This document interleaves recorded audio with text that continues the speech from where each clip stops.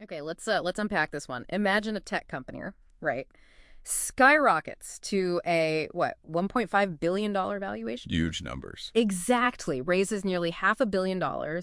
You've got SoftBank, Microsoft, major players involved. Big names. And the promise, AI builds your apps, no coding needed, Builder.ai. And then, poof, May 2025, bankruptcy.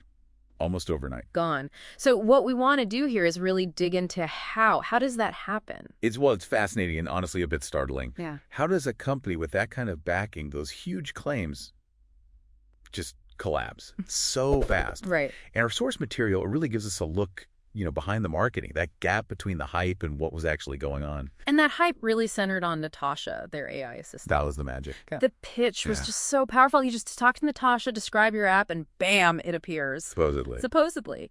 Positioned as the absolute future of software development, making it accessible for everyone. I mean, that's a dream pitch. Oh, absolutely. And you can see why it pulled in the investment, why it got the headlines.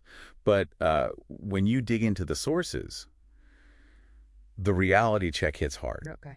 That amazing AI, it wasn't really building the apps in the way they implied. Sources were pointing this out way back in 2019, actually. The Wall Street Journal. 2019, so years before the collapse. Years. They found that a lot of the actual heavy lifting, the development work, it was being done manually. Manually, like by people. By human engineers, yeah. In places like India, Ukraine. Right. So the core promise, the AI engine driving that billion-dollar valuation, it was mostly a front for human labor. That's what the evidence strongly suggests. Not some revolutionary AI, but actual people coding.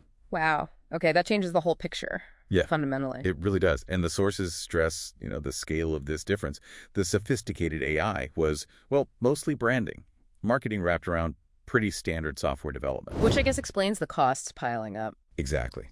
As the manual work scaled, so did the burn rate.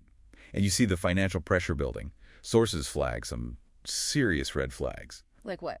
Well, like revenue forecasts suddenly getting slashed by 25%. Right after a CEO change in March 2025, that screams, things aren't matching the plan. Yeah, that's a huge cut. Suggests the metrics maybe weren't solid. Raises serious questions, doesn't it? And then there's the debt. Just staggering amounts. How bad was it? We're talking needing $50 million from Viola Credit just for operations, owing $85 million for Amazon Web Services. $85 million. Just for cloud. Imagine that, Bill. And another, $30 million for Microsoft licenses? I mean, these are signs of a company just hemorrhaging cash. Unsustainable. And then the final blow came hard and fast. Extremely fast. The sources detail this moment where a creditor just seized $37 million. Seized it. Pulled it right out. Yep. And apparently that left them with only about $5 million in cash. $5 million. With those kinds of debts. Exactly. It just tipped them over the edge. Instant insolvency. Bankruptcy proceedings followed almost immediately in May 2025. And the fallout must have been brutal. Oh, immediate and harsh. For everyone. Over 1,500 employees suddenly jobless. Wow. Yeah, and lots of reports, according to the sources, of little or no notice, issues with unpaid wages.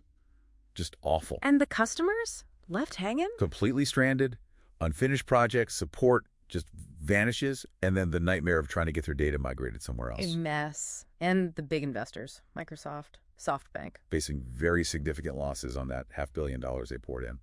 So, looking bigger picture, what does this Builder.ai implosion tell us about the wider tech scene? It can't just be an isolated thing, right? No, I don't think so.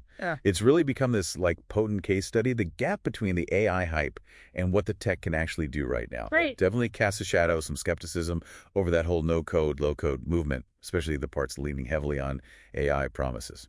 People must be drawing parallels to, like, the dot-com bust or other tech bubbles. Absolutely. Those comparisons are being made. Yeah. And it signals a real shift, I think. Investors are getting much tougher, demanding more scrutiny. So less dazzle, more proof. Exactly. That seems to be the takeaway from the sources.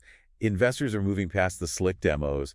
They want hard, technical validation. They want to see under the hood, proof of the AI and transparency about what's automated versus, what's people behind the curtain. Precisely. The appetite for just marketing fluff seems to be shrinking fast. Substance is key now. Verifiable substance. So here's the final thought then for you listening, something the sources really leave us pondering. With this increased demand for real proof, for transparency from AI startups, is Builder.ai just the first domino? Could we be looking at a broader reckoning for some of these highly valued unicorns?